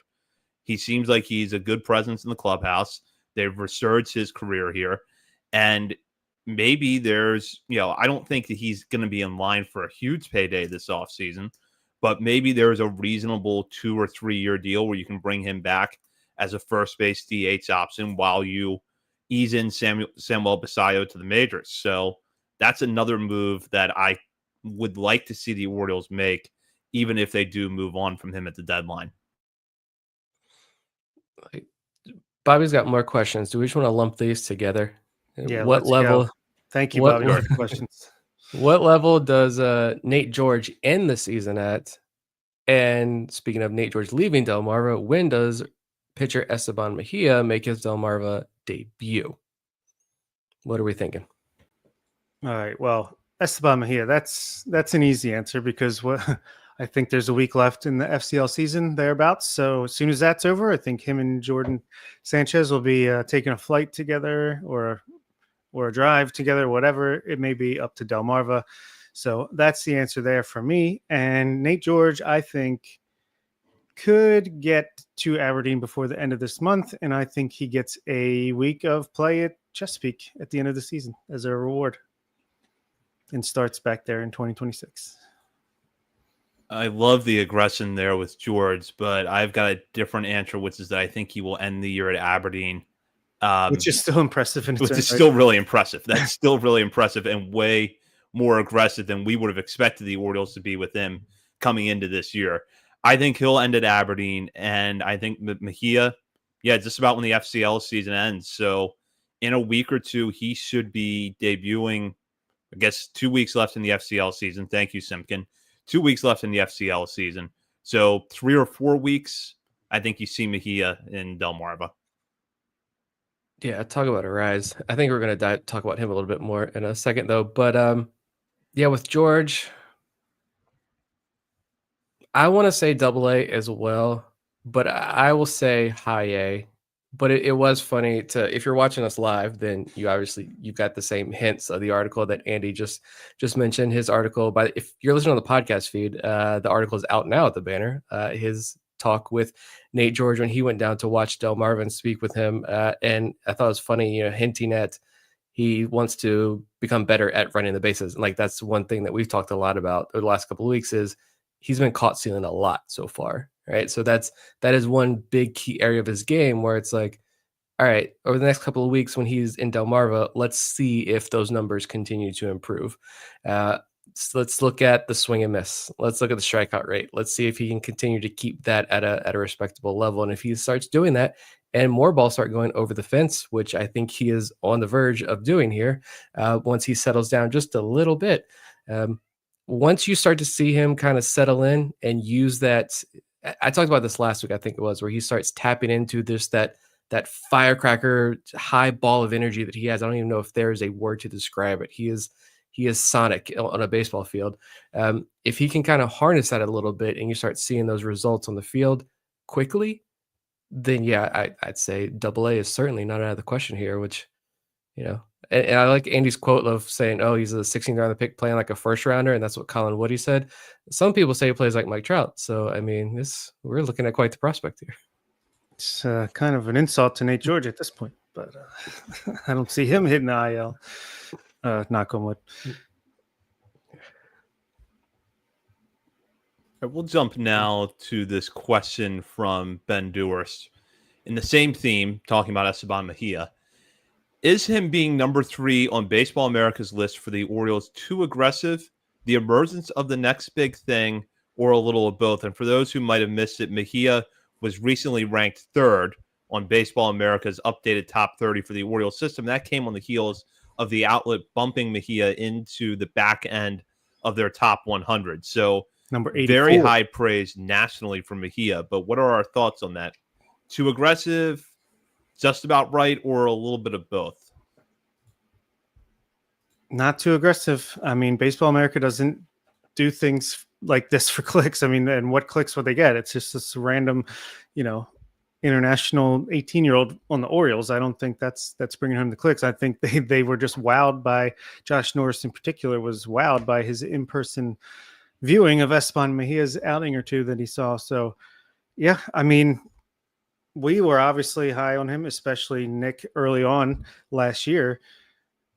And I think this just enforces our opinion and maybe gets us to where we were going to eventually get a little bit faster, because it's more information for us to digest, because Josh Norris went out there and told us the velocities, told us, what he saw, which helps us in our evaluation. And yeah, he's certainly getting a bump up my list after being number 84 overall in all of baseball on Baseball America, the best outlet for prospect rankings and evaluation and analysis, in my opinion. So yeah, I don't think it's too much too soon or helium. Yeah, I think very good chance he's the next big thing. Also, Keeler Murphy back in action today in the FCL at the time of this recording. So get this pair of Thunder and Lightning together in Delmarva sooner rather than later and see what happens. And considering Keeler Morphe starts of the year with Delmarva, that line in his rehab outing in the FCL today was fantastic. I was happy with it. I think just 2 walks. You go 2 1/3 or 2 innings, 1 earned run, 2 walks, 2 strikeouts. Pretty decent line. I'm a bit more cynical just at the national list overall, like all of them. And this is in no way of saying like, oh, we're better. We watch more of these guys, blah, blah, blah. They know way more than I will ever know. I think he deserves to be ranked that highly, but I think the cynical part of me is thinking like, this is an international pitching prospect in the Orioles system who someone did go see him live. So now they're going to push that a little bit harder because they saw him in person. He has super loud tools. And this is an Orioles system that doesn't have outside of Basayo, on the national scale. Of course, if you're listening to us on a regular basis, you're well aware of who these international prospects are who have been climbing the ranks the last couple of years. But I feel like you can fit a couple of things here by sticking him up this high, in that this is an Orioles pitching prospect and an international pitching prospect. And we saw him live. We got this film. Check this out. It all fits. And we're really going to push this. Again, that's not taking anything away from Esteban here. That's just my cynicism towards these national lists and how they're put together. But I do think he deserves it. But I do think maybe just a slight aggressiveness, just because it's also just fun to have this 18, 19-year-old arm sitting here at number 3 in the Orioles system. And you can say, hey, I appreciate it, though, because you can look at this and say, hey, they can scout and develop international pitchers as well. So if I could take just a small devil's advocate take on that, is that, yes, I do agree with what you're saying. Also, we're able to focus more on just one team. Don't have to worry about any others, while these national outlets have to worry about 30 teams all at once. But at the same time, this guy, Josh Norris, is seeing a bunch of these guys that we're not able to see on other teams and be able to compare Esteban Mejia to them, which also I think, could go the other way, could lend credence to the correctness, I guess, of it. I tend to think that it is somewhere in the middle. Mejia is very deserving. There's no question about that. And the stuff backs up the results. I don't think that anybody would look at what he's done this year and say it's a fluke. It is aggressive, though, in the sense that he's only 18. He's yet to pitch at a full season level. And, if there's one thing I think we can look at his results so far in his career and know that he needs to work on, it's his command. And that's not an uncommon issue with young pitchers. In fact, most 18-year-old pitchers in the minor leagues, I would guess, very broadly speaking, have command problems. So that's not unusual, but it is something that they are going to have to work on with him. And I want to put this out there, though, because I know that we're going to have to answer this question when we do our list in a few weeks for the midseason update. Are either of you at a point where you would put Mejia ahead of Trey Gibson or Michael Ferret? I'll take Braxton Bragg out of the equation because of the injury. So just looking at Gibson and Ferret, who all three of us are very high on, would either of you feel comfortable putting Mejia ahead of him? Nope. Me personally, no. Just because these guys are And look, I've said it in the Discord, like we've been high on Gibson, Ferret, Bragg. Well, not Bragg until this year, but Erman, these guys, since they were popping up in Delmarva with these results in Aberdeen and in the national outlets, they just literally do not care until you get to Double A, unless you're like a name or a high draft pick, which again, it's fair because of the just amount of guys that you would have to cover there, because especially became noticeable to me when a Baseball America chat after their latest update, JJ Cooper responded to a question about the Orioles have some intriguing arms, any possible top 100 guys in there. And he said, yeah, Bragg and Gibson seem like they could certainly play their way into that. Not mentioning Michael Ferret in the same sentence as those guys means, oh, Ferret's not in Double A, so he just doesn't matter right now. So, but for me personally, these guys have done it, and I think they have maybe not the upside that Mejia has, but I think Gibson and Erman and Ferret and Bragg, they obviously have a higher floor, and they're getting closer and closer to knocking on the door of the majors. So, I personally am not there yet, but I couldn't argue against it, just based on ceiling. Yeah, if you go just like 100 percentile outcome, like sure, what they still have Kobe Mayo on the list, right? He's their number 2. So he's like 63 overall or something. Yeah, so that's right, because they keep guys on their prospect list until they're like 36 years old. But I think if you look at 100th percentile outcome, sure, Samuel Basayo, stud, uber prospect. So technically, you take Kobe Mayo off because he's not a prospect. They would have Esteban Mejia is really number 2 on their list. Could you? I mean, this is a tall kid. He's what, 6'2", 6'3". He's throwing now 102. He touched 100 last year, I'm pretty sure. So if he's added 2 ticks to the fastball this year, they've got, I don't have the reports in front of me, all the secondaries and 2 double plus potential offerings in the slider and changeup. So yeah, like you take all that into account. Dylan Beavers, I mean, probably more of like a platoon-ish outfielder, right? But maybe strong side of platoon there in the major league level. Enrique Bradfield Jr., if he's an everyday center fielder, like, I mean, he's speed and defense primarily. How much is he going to hit at the major league level? I don't really see any, to their argument, I don't really see anybody on like 100 percentile outcome basis here. Like who has Esteban Mejia beat? I think that is a tough question. But yeah, I'm not willing to put him ahead of the older guys yet, because these older guys are crushing it in the upper levels and not getting the respect, some of them, that they deserve already. Yeah, Nick, I think it's a fair lens to look at it through, because if I had to say objectively, out of Mejia, Gibson, Ferret, who has a higher ceiling, I would take Mejia just because of the age and what he's doing for being as young as he is. But balancing it out a little bit more is where I would favor Ferret or Gibson, because they're doing it at higher levels. And in theory, at least, there's less room for error. I've talked about at length with Ferret what I believe he could accomplish. I think his ceiling is actually pretty high. I think Gibson's ceiling, which, a year ago we might have been happy with back-end starter. Now it's looking maybe a little bit more like a mid-rotation arm. Could be Gibson's ceiling, which would be great for an undrafted free agent. So their ceilings are high as well. But yeah, I think Mejia's, out of the 3, does have the higher ceiling. Yeah, and this could quickly change for me personally if Mejia hits Delmarva and continues or builds on, gets better than he has been even this year in the FCL. And if they want to next year start him at Aberdeen and he's like Yuri Perez type ascent, then clearly he's going to jump high on our or my list at least. But yeah, for now, yeah, I think I have a pretty good idea of where I want to put him on that next list. Can we just be one of the teams that Andy referenced that says on the pitching side, they see the analytics and say this will play at the major level, so we're going to shoot these guys up?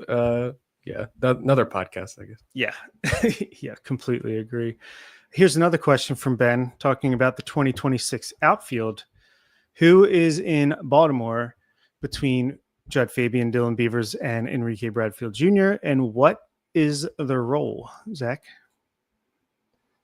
At the start of 2026, I'm going to say that Beavers is the only one of the 3 in Baltimore, because I do think that they'll add to the outfield over the offseason, and that's going to leave someone out. And given that Beavers is healthy right now, Fabian's on the IL, but that Beavers has probably addressed more of the question marks surrounding his game this year than Fabian has, although both are having, I think by any reasonable measures, good seasons.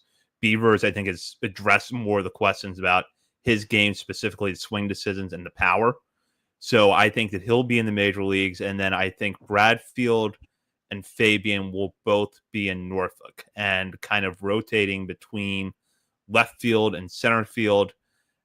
Fabian will be on the 40-man and will be the first outfielder up in the event of a need. And Bradfield will play his way into consideration for a late season call-up, especially if there's an opportunity to use him as a pinch runner in games in September or the playoffs.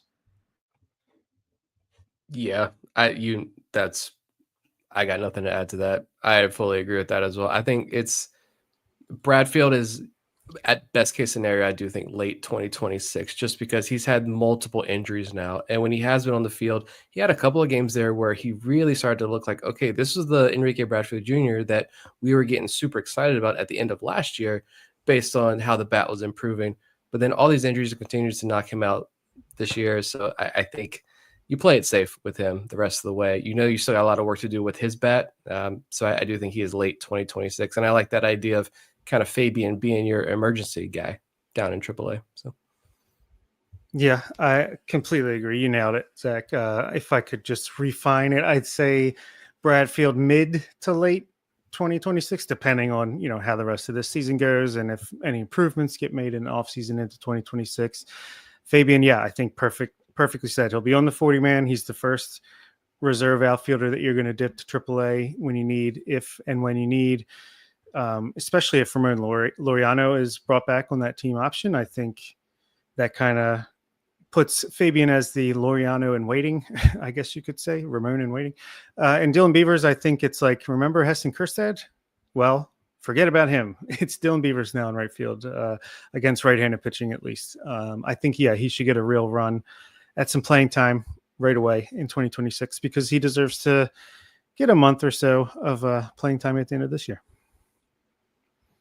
Go to a question now from Pentonice36. I hope I pronounced that correctly. Excluding players currently outside the org, who will be the best hitters by WRC Plus in 2026 and 2027? Now, I'm going to add a wrinkle to this and say best major league hitter 2026, best minor league hitter 2026, and the same for the following year. Nick, I will start with you. Oh, you threw the wrinkle in. I think the easy one is just at the major league level. I still think it's going to be just Gunnar Henderson. I just think one season where he missed all spring training, entire team plays like shit for a while there. Like this, it's not changing the idea that Gunnar can still be one of the best players in all of baseball. And I'm sure we can do a much deeper dive into Gunnar's season. Wanted to ask Andy a little bit about Gunnar, but he just continued to talk about a lot of other great topics. So just let him ride when he was talking. But yeah, like I'm still going with Gunnar there. On the minor league side, top WRC plus for 2026, 2027. Basayo's out of the equation because he'll be at the major league level. Who are the leaders this year right now in WRC plus? I'm wondering. I will go with, I don't know. This is a tough one. I don't like the wrinkle. What do you got, Bob? All right. I think about it. 2026, completely agree. Gunnar Henderson. 2027 majors, I would say Samuel Basayo. 2026 minors, I want to say Nate George, but I just don't know if I think he'll be like probably the best breakout hitter, but just doesn't walk enough, maybe not quite enough power for WRC plus to be the highest. So I want to say Thomas Sosa in a breakout, and then 2027 in the minors, I'll say Steven Martinez. Yeah, I think that's what I'll go with. Good picks. I'll go with Gunnar for both years in the major leagues just because, as Nick alluded to, for everything that has gone wrong for Gunnar this year, he's still been worth over 2 F4 and has a WRC plus of just under 120. So he's shaken off that bad start. I think that when you look at the stat line at the end of this year, it's going to tell the story that he is one of the best hitters in the game, or one of the best hitters on the team, and when healthy could be easily a top 10 player in the game. And then for minors, I'm going to go, this is tough because we still don't officially know what's going to happen with high A next year. If it's going to be in Aberdeen or if it's going to be in Frederick, because that's going to affect a lot of things. But I will say, for the sake of this argument, that it's in Frederick, and Jordan Sanchez plays at least half a season there, and he leads the organization in WRC plus. And then the following year, it will be Nate George. I like it. I'm throwing Josh Lorenzo's name in there. I thought about that one too. Yeah. He's at a 136 WRC plus already this year, and he's just now settling in. And that, Jesus Christ, that grand slam he hit the other day, Delmarva, that bat speed, I want bat speed numbers on Joshua Lorenzo, because I don't know if I've seen a minor leaguer in this system this year swing a bat as hard as that was. And I couldn't believe the exit velo was only 104. It's only because he's like 18, but yeah, but yeah, those EVs are going to, I think, skyrocket here over the next 2 years. absolutely. All right, draft question, from a couple of draft questions coming up here. First one's from Vivek. With the draft 6 days away now, by the time you're listening to this on the podcast feed, like 3 days away, how would you rank these 5 players, and which direction the Orioles should go if available at 19? So all these guys are available at pick 19. I'm assuming this question, how would you rank them as far as who the Orioles should pick? And it is Jace Laviolette from Texas A&M, Wahiva Aloy from Arkansas, Xavier Nyans, the high school infielder, Ethan Conrad from Wake Forest, and Cam Cannarella from Clemson. How are you guys ranking them? I could go. First for me is Aloy. I think that would be a really exciting pick out of the college ranks there. And then you can go for the high school pick with one of the picks at 30 or 31, and even hope maybe that 2 of these other guys are still available by then. Second, I would put Xavier Nyans, just because I think that's who we took with our first pick in our mock draft, that you should go check out if you haven't already. And I think he's just a really high upside power infielder from the high school ranks. Then I would go Ethan Conrad, who we took with our 30th pick in that mock draft. Then I would go Cam Cannarella, just super solid center fielder from the college ranks. And Jace Laviolette would be dead last for me. And I'd probably put about 15 other names ahead of him too. My list is going to be similar, except I'll flip Nyans and Aloy, and it's a close call there. Either way, you can make it argument for either. I would go Nyans just because I think both players have question marks with their hit tools, and I'm a little bit more comfortable taking a chance on a high school kid who's younger and should have more development time to iron out those issues. Not to mention that with his athleticism, I think that even if he doesn't stick at third base long term, you're looking at a pretty solid corner outfielder. I would then put Aloy too. I really, really like Ethan Conrad, but I do think that they could probably get him at either 30 or 31. So he's going to go third for me, followed by Cannarella, and then Laviolette, who maybe it's just the year that Vance Honeycutt is having is making me question the high upside but very questionable hit tool college player. But I don't want to see the Orioles go down that path again. My ranking is, I'm going to go Aloy first. I said many months ago that I would put Aloy as my number 2 college shortstop in the class behind Ava Arquette. I think was the consensus guy, but even ahead of Merritt Houston when he was higher up on draft list. Just that power from the right side. He's improved his swing decisions as well. He's a big guy, but I think consensus pretty much agrees that he could stick it short. So I think right-handed hitter with that type of power from the shortstop spot, it's going to be hard to find. Golden Spikes winner, not going to go wrong with Aloy there. Then I'd go Conrad 2, Nyans 3, Cannarella 4, Laviolette 5. I think you can probably get Cannarella at 30 or 31 if you really want him. But honestly, if you have a high evaluation on Conrad and you being the Orioles, I don't I wouldn't want them to risk Conrad falling to 30 or 31. And I say you just take him at 19 because I think who Ethan Conrad is now and what his ceiling is, I think that gap is pretty massive. And so I would be willing to take that bet there with a guy like Conrad. It was a shoulder injury. He got diving for a ball in the outfield. That's why he missed. He was showing big improvements. The Laviolette thing, and maybe this is a bigger conversation. We could probably hold it for draft night when we need to fill the void there, waiting for the pick. And if he's still available and everybody starts clenching a little harder as he doesn't get picked and he get closer and closer to 19, I'll just throw this out there with Laviolette. He's not my top choice. He's not my top choice by far if he's available, but he does have truly immense power from the left side. He pulls the ball in the air at an elite rate. He could play center field. It's rocky, but maybe. I just think the whole Texas A&M program was a disaster last year. The man broke his hand, came out the next day and got a base hit to carry the team on his back. Yes, there are whiff questions. Yes, there's platoon risk. The hit tool, the red flags, all of that. I just think that, and I'm just playing devil's advocate here in general because I know I don't think very many Orioles fans at all want Laviolette if he's at 19 because of the Vance Honeycutt situation. Speaking from like an organization, like how the organization is probably viewing this, picking at 19, it's probably really, really difficult to pass on a guy with the upside that Laviolette has when you're not picking it at the top of the draft. So I would just say prepare for Laviolette to fully be the pick. I say with no inside information, but this is also me pointing out positives to start the preparation process for myself when he inevitably is the pick of the Orioles at 19. Yeah. Baseball America did their staff mock 3.0 today at the time of this recording, Monday, the July 7th.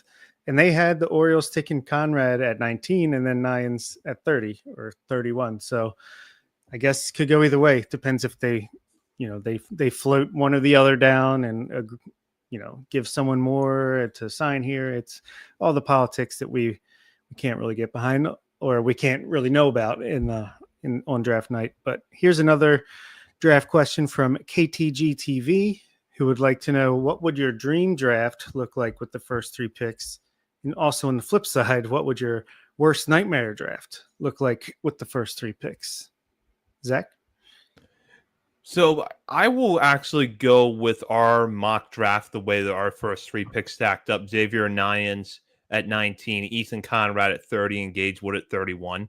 I really think that would be a solid front 3 because you get the high upside in Nyans. You get Conrad, who I agree with Nick, a pretty high floor prospect as it is, but there's more projection there. He could be even better than I think we realize. And with Wood, right-hander who I think fits a lot of the traits that the Orioles like. And as I mentioned on our episode last week, his worst pitch is the changeup, and that's the one pitch that I'm absolutely confident that the Orioles can fix in some way, shape, or form, or find an alternative to. So if anyone can take that mix and make it into a starter mix, I feel like it's going to be the Orioles.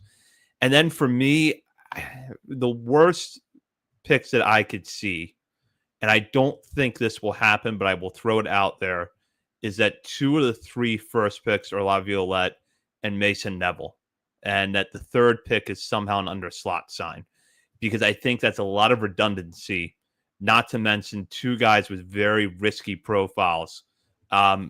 Laviolette has the higher ceiling of those 2.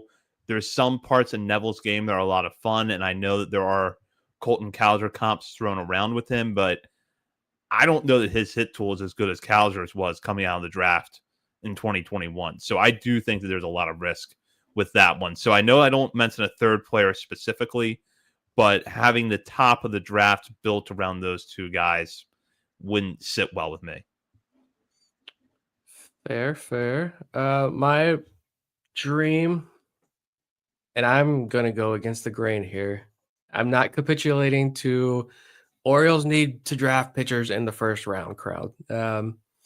But I'm going to go a little bit pitcher heavy here and say that it's Wahiva Aloy at pick 19. You get him to fall. And then you're taking Anthony Ianson from LSU, right-handed pitcher, And then at 31, doesn't matter the order, 30 or 31, you're taking AJ Russell from Tennessee. Kind of an outrageous pitch mix, including his fastball, had the complete Tommy John, full reconstruction, the whole deal. So he's going to be fresh off that injury, was able to get some innings this year for Tennessee. So he's been back on the mound already. He probably would not pitch for the Orioles down in the minor leagues this year, but would be full go next year. That would be a lot of fun. Bring those two high-powered arms into the system and get your high-powered shortstop as well. Yeah, this like worst case. Again, there are 500 different paths the Orioles could go down, and I'm going to be excited no matter which way they go. I will say the one thing I have not liked is, and it was actually Joe Doyle's latest mock draft, and I have a ton of respect for Joe. I love his work, fantastic work. But he had Luke Stevenson, the catcher from UNC, mocked to the Orioles at 19. Nah, I don't want that at all. Like, he's a fantastic player, not in an Orioles uniform. No thanks. I'll start with the negative side for me because, like Nick said, I almost feel like there's almost no combination of those first three picks that I could just hate all of them. I think, I guess I could say the worst would be Vance Honeycutt, Griffith Farrell, Ethan Anderson, but Jace Laviolette, and then I guess a catcher, and then another Henry Godbout. Come on down. yes, one of those. I'm leaving the stream. If it's Henry Godbout, I am leaving the stream. Just warning you guys. Fair enough. But dream scenario, to be positive, I think would be Aloy at 19, Conrad at 30, and then either Nyans or Josh Hammond, someone, or Steele, Steele Hall, a high upside, a high school guy with the third pick would be the dream for me. Or even like the latest Baseball America one was Conrad, Nyans, and Devin Taylor. I would take that as well. So yeah, I think there's way, way more possibilities there. It's like if you're an MCU fan or have seen those movies, the Infinity War, when Doctor Strange is like calculating the odds of what it would take for this to be a bad first three picks for the Orioles, and he's like, there's one out of 700,000 million possibilities. So yeah.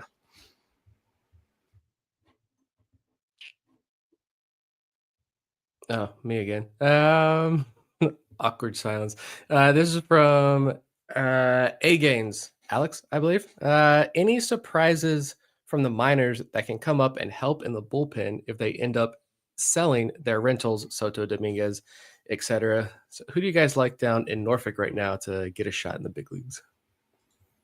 I'll start because I actually think there's some really, really interesting arms at AAA right now. Colin Selby, who I was high on this time last year when the Orioles picked him up, and his pitch mix, he's been outstanding, especially of late. But on the season, he's got a 2.38 ERA over 22 and 2/3 innings, 31 strikeouts to 12 walks. And even when he's got a couple shots in the majors, he's looked pretty good and struck out more batters than innings pitched. Yarmil Geraldo is I'm really high on, 3.09 ERA over 23 and a third, 34 strikeouts to 6 walks. Just seems like, again, of late, he's been striking out more batters. Even when like the whole pitching staff is blown up, he'll just be randomly in there, 2 innings pitched with 4 strikeouts. Cage Stroud, if you'll remember, he had like a 7 ERA early on in the year. Well, it's down to 4.70, 38 strikeouts to 13 walks over 30 and 2/3 innings. And if Carlos Tavares is still alive, I'm not sure. Levi Stout, I'm still high on. He has an 8 ERA. I know the Orioles like his stuff, but I don't know if it's going to happen. Gillies, we talked about on the last episode. And the last name, shout out to Vivek, Grant Wolfram Alpha. He's got a 3.76 ERA for the Tides since he was claimed, 29 strikeouts to 8 walks in 26 and a third innings. And if you really get granular over the last, I don't know, month to 5 or 6 weeks, he's got like an ERA around 1 and way more strikeouts than walks. He's just been really, really good. From the left-handed side, big, tall, 6'6", 6'7", lefty. So throws gas. I'd be curious. Yeah, Wolfram was actually the name I was thinking of, especially if Soto is moved. That could be your lefty that you put in there. And, you wouldn't necessarily use him in the same spots you're using Soto now, but it would give you a left-hander that could give you some innings down the stretch. I think that Colin Selby, the way he's pitching, deserves a shot at the major leagues before the season ends. And even if they don't move a lot of relievers at the deadline, I'd still like to see if they can find a way to make that happen. Levi Stout, I think that's a good call as well. Really, it's a pretty interesting mix of arms down in Norfolk. And like I just said about Keegan Gillis, I would love to see it happen. I think there's a possibility that it could happen. But with how slow they were to put him up from AA to AAA, it would have to be a really quick turnaround to get him to the majors before this season ends. Yeah, you guys touched on them all. I'm just still going to pound the table for Stout. His decline coincided directly with me writing an article about him over on Substack. So that's my fault. I ruined Levi Stout. But there's no denying the stuff. The stuff is unbelievable. It just looks like Seattle Mariners, Cincinnati Red Levi Stout again over these last couple of weeks, unfortunately. Before we go to the final segment, we do have a question from a live listener at Pigtown Sports. Do we see any playing time after the deadline for Jeremiah Jackson? Bob, I'll start with you there. I certainly think so, because his heater that started out when he was first promoted to AAA has now got enough. It's a heater 113 plate appearances later. He's batting .376 with hold on a second, OPS approaching 1100. He's only walking less than 3% of the time, but he's also striking out less than 10% of the time. It's a 186 WRC plus, a 312 ISO. He is, and it's not even like a ridiculously high batting average for balls in play. He's got like 10 doubles, 8 home runs, 5 stolen bases. He chases, but he makes contact, and he makes hard, consistent contact. So, yeah, I think the Orioles might have found something here. I would not be shocked if after the trade deadline Ramon Arias is finally traded, when we were trying to trade him for like 3 years, and at the deadline in a kind of a surprise. And then you give Jeremiah, was it Jackson? He's that new to the system. I couldn't even remember his last name for a second there. Give him a shot to be like the new Joey Ortiz, Ramon Arias, backup utility infielder. Because, yeah, if he can hit like this, then he's got a place on the team. Yeah. I pulled up his card here. I don't know if I can share. I'm an expert in sharing the screen now here. After that episode, here we go. I think that does it. For anyone watching live, look at that StatCast card there for Jeremiah Jackson. That's insane. Beautiful. 100th percentile in WOBA and xWOBA. Yeah, barrel percentage, 94th percentile, max EV 111. 90th percentile EV, 105 at 66th percentile. But yeah, the chase. The O-swing percentage, 40% is first percentile walk rate, but 94th percentile in strikeout rate. Yeah, that's a lot of red. That's a lot of fun red card there. But yeah, I will say, I will capitulate on that and say that I just assumed he's 25 years old. You sign him on a minor league deal, you stick him in AA, and I'm just like, this was just a depth move. This is to get someone in AA, so you can have Servideo and whoever else come up and fill the void up there in AAA. And he hits well in AA, and you're like, well, yeah, if he hits the ball hard, he's going to find success in Bowie because of that atmosphere there. I'm still not paying attention to him. And now it's been long enough at AAA where it's like, yeah, you should probably start paying a little bit of attention to him. And at least a utility option or a really valuable depth piece here, especially as the season closes out. And if the Orioles need more bats, give them some run. Another fantastic finder, even if it's just AAA depth and some spot starts here and there, it's still a pretty unbelievable find for this organization. Absolutely. When I look at the roster it's constructed right now, I have a hard time finding room for him unless either Arias is traded or there's another injury to the infield sometime in the next couple of months. And I think specifically it would probably be a Jordan Westburg injury, which we hope doesn't happen because we see the difference in the Orioles lineup with Jordan Westburg in it as opposed to it without him. But the fact that we're even talking about it, first of all, here on July 7th, really tells you something when he's a guy that was not on our radar at all when this season began. And I do think that if he continues to hit in AAA, it does make sense to bring him up because it gives you a chance, if nothing else, to see what you have, see if he is going to be part of your plans for 2026. Could he kind of be your Emmanuel Rivera type, where Rivera showed you enough late last year, you brought him back in the organization this year. Maybe Jackson's that guy down the stretch this season, but again, I have a hard time picturing where he would fit in with the roster as it's currently constructed. So I feel like if he does get to the major leagues, it probably won't be until the rosters expand in September. Also, another guy who could make his major league debut post-trade deadline. Shout out to EJ's question earlier. And the male machine, he's been pretty consistent in hitting well in AAA as well, not to the extreme extent that Jackson has. But yeah, another guy who I wouldn't be shocked if got a tiny bit of run before the season was over. And with that, now we will head into our final segment of the night. Last call brought to you by Checker Spot Brewing. Located at 1421 Ridley Street, Checker Spot is not far from Camden Yards, making it the perfect place for a pre- or post-game drink. And while you're at the ballpark this year, be sure to check out the beer stand behind home plate where you can get one of their signature beers, The Bird is the Word. And in this last call segment, we're going to do our usual shout-out of players outside the top 30 portion of our top 50 for something they've done recently, whether it's been a good game, a good week, or just something interesting in their stat line that we want to point out. And I'm going to start with Bob this week. All right. So I posted on our Blue Sky account.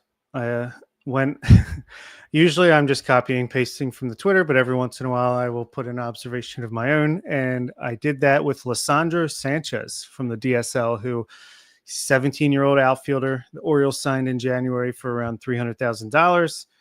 He's been in the DSL, obviously, starting this year off batting .074 with a .305 OPS over his first 32 plate appearances. But since then, he's hitting .429 with an 1119 OPS, which is a 186 WRC plus, a 190 ISO, 12.5% walk rate, and 25% strikeout rate. This was a guy that I think when the international signing class was announced, he was a guy that just big power outfielder. And yeah, I just think it's cool to see him start to click, because a lot of the guys that did sign for big money, Michael Barrow, for instance, he's shown flashes of power, but not really have numbers you want to brag about. But it's cool to see a guy kind of figure it out as the season goes along. And then my pitcher is going to be Wyatt Cheney, who I just wanted to give a shout out because he was a guy that was a late round draft pick in 2022, a 10th round draft pick in 2022. And pretty quickly in 2023, after 50 innings, as they were stretching him out as a starter, went down with, I want to say, Tommy John, missed the rest of 2023, all of 2024. And then now with High A Aberdeen as a reliever, he's got a 2.83 ERA on the season with 2 saves over 28 and 2/3 innings, 38 strikeouts. So 31% strikeout rate to 20 walks. Walks are a little bit on the high side, but since June 4th, he has a 2.45 ERA, 18 strikeouts to 8 walks over 11 innings. So 36% strikeout rate. And again, 16% walk rate. So that's got to, commands the last thing to come back after Tommy John. But the stuff seems to be all the way back and performing well. So another potential relief prospect in the mix, unless they want to stretch him out again next year. We'll see. Nice. I didn't write mine down on the sheet, apparently. I do have mine, though. It is my hitter. I'm going to go Colin Tufts, just because there's zero shortage of intriguing catching prospects in this system, obviously. 8th round pick last year out of Tulane. He was at UVA first and transferred to Tulane. So just hitting both those pipelines the Orioles have a chokehold on. Should probably let go of one of those pipelines, but missed the first month of the season to start the year, maybe a little bit more than a month. So first year as a pro, gotten off to a slow start here, a late start, but now he's 100 bats into his Delmarva season. Had a good week last week, 5 for 16, so a .313 average. Had a home run, 4 walks, 2 stolen bases. I went back and looked at his report coming out of the draft, and it said plus runner, not just for a catcher, but plus runner, super athletic.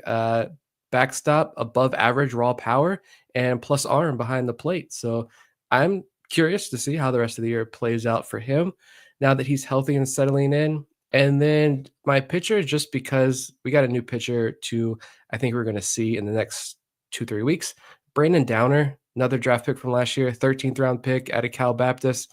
Did not pitch last year and then started this year on the IL. He's rehabbing in the FCL. First rehab appearance was his first pro appearance. Did not go very well, but last week he went 4 shutout innings, 2 hits, 1 walk, 5 strikeouts. So just excited to have another new arm in the system to watch, probably in Delmarva when the FCL season ends in 2 weeks. Good choices. I'll start with my hitter, Felix Amparo, who had a good weekend, in particular, a good doubleheader performance on Saturday. In game 1 of the doubleheader against the Pirates, he went 2 for 3 with a triple and 2 RBIs, and he followed up with a 1 for 3 showing in game 2. Amparo had a really strong year last year in the Dominican Summer League. And if you look at the numbers he's put up so far in the FCL this year, they are a little underwhelming at first plus. 233 batting average, 350 slugging percentage. But there are some things in here that I find interesting. For one thing, he's walking a ton, and that was not something that he did last year in the DSL. He looks like he was a pretty aggressive hitter at the plate. This year, he's walking a lot more. 14.1% walk rate in the FCL compared to a 7.5% clip in the DSL last year. The strikeouts have gone up a little bit, but when you're seeing the walks go up, I think you go ahead and take that. And the other thing is he does have a slightly above average WRC plus 101. So there are some positive signs there for a guy that's had kind of a mixed bag of the performance at the plate this year. And then sticking with the FCL, though this pitcher is now in Delmarva, Andy Fabian got the bump up from the FCL to low A last week after a really solid run in the FCL, primarily pitching out of the bullpen. 17 innings with the Orioles, 2.12 ERA, 2.75 FIP, 3.32 xFIP, and he struck out 27 batters 26 batters while walking 12.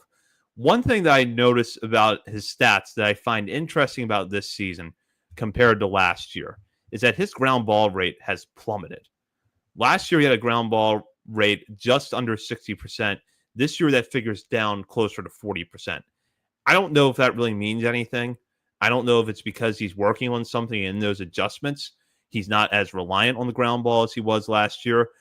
I also don't know that this is just something that doesn't happen in random 17-inning sample sizes, and that as the year goes on, the ground balls are going to come back. But now that he's up in Delmarva and we'll be able to get the MILB TV feeds on him and hopefully be able to learn a little bit more about his pitch data, I'll be curious to see what adjustments he's making, because he had a solid pro debut last year, and I thought that given his age, he was a guy that maybe could skip the FCL. That didn't happen, but he pitched well there, and now is going to be up in Delmarva. With that, that does it for this show. As a reminder, we will be on at a special time on Sunday night. We will have more details about that leading up to Sunday, so check out our social media channels for more details of that. And by the way, we have many social media channels, including Facebook, Instagram, Threads, X, TikTok, YouTube, Blue Sky, and Twitch. We're also over at Substack, OriolesOnTheVerge.substack.com. And while you're browsing around the internet, be sure to head over to our Patreon community and sign up to become a member today. You can join at the $3, $5, or $10 levels and have access to bonus daily shows from Bob, or bonus weekly shows from Bob, Nick, and myself, as well as monthly updates to our top 50 prospects list and patron-only channels in our Discord chat. So go check out patreon.com to learn more about those perks and sign up to become a member today. For Bob Phelan and Nick Stevens, this is Zach Spedden. You've been listening to Orioles on the Verge, part of the Believe Podcast Network.